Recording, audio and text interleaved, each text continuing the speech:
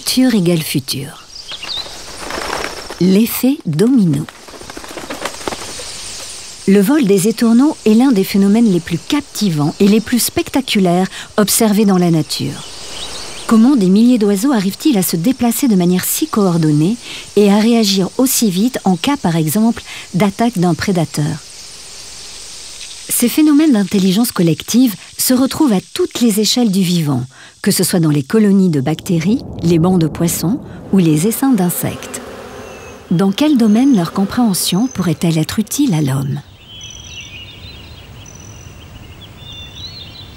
Tous les animaux ou les organismes qui constituent des groupes sociaux développent des mécanismes de coordination qui vont leur permettre de résoudre collectivement des problèmes qu'un seul individu n'est pas capable de résoudre tout seul. On s'intéresse à tous les processus de transmission de l'information et les processus par lesquels les animaux vont coordonner leurs actions pour réaliser différents types de tâches, par exemple le déplacement collectif. Les poissons qu'on a étudiés ont une nage intermittente. C'est un petit poisson qui vit dans les cours d'eau du bassin inférieur de l'Amazone. On a utilisé différents types de dispositifs. D'abord un poisson isolé dans des arènes circulaires. Et le comportement de ce poisson isolé va nous permettre de mesurer ses réactions, par exemple, à des obstacles au bord de l'arène. Et on va pouvoir également caractériser le comportement spontané d'un poisson.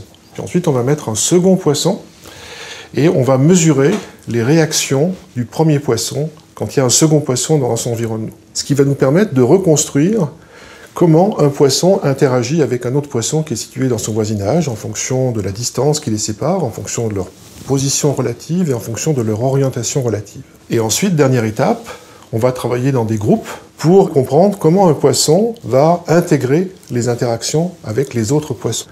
Et à ce moment-là, on peut faire des hypothèses sur la manière dont il va combiner ces interactions.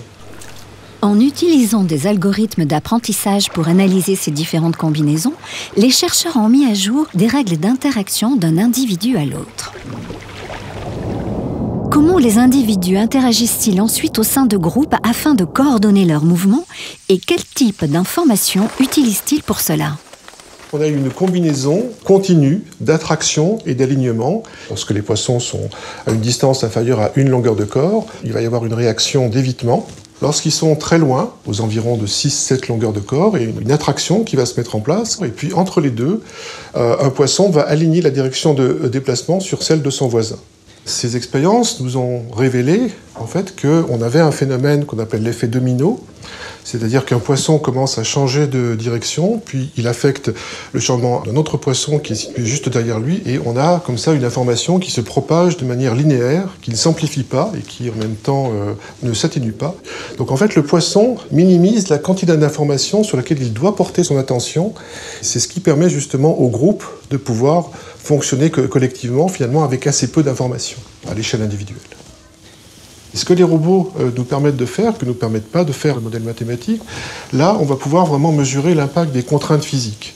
Qu'est-ce qui se passe lorsque les robots, en plus de leurs interactions, doivent gérer des collisions et des collisions avec des obstacles?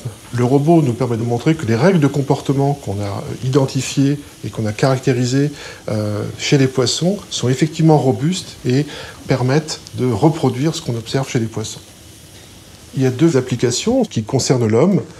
Tout d'abord, le développement d'algorithmes distribués pour contrôler les activités d'essaims de drones qui sont complètement autonomes, capables de s'auto-organiser pour réaliser différents types de tâches collectives, comme par exemple la surveillance d'incendies de forêt ou pour aider dans des opérations de sauvetage. L'homme, bien sûr, n'est pas encore habitué à développer des comportements collectifs intelligents, puisque ça fait relativement assez peu de temps qu'il vit en société. Et donc, on n'a pas encore développé, si vous voulez, les interactions qui vont permettre à l'échelle d'un groupe de développer de l'intelligence collective. Par contre, on a tous les outils qui nous permettraient de le faire. On a des smartphones qui vont nous permettre d'avoir accès à de l'information sur ce que font les autres, par exemple. Et ces smartphones peuvent également traiter cette information de façon à ne retenir que celle qui va nous permettre collectivement de développer une forme d'intelligence collective. Et donc, grâce à ces applications sur smartphone ou sur Internet, justement, on a tous les outils qui vont nous permettre on l'espère en tout cas, de s'inspirer de la façon dont l'information est traitée dans les sociétés animales pour utiliser les mêmes principes et développer de l'intelligence collective chez l'homme. Un meilleur traitement et un meilleur partage de l'information chez l'homme inspiré des organismes vivants pourrait permettre à des groupes de faire des choix collectifs plus efficaces et plus optimaux ou de lutter sur Internet contre la propagation de fausses informations.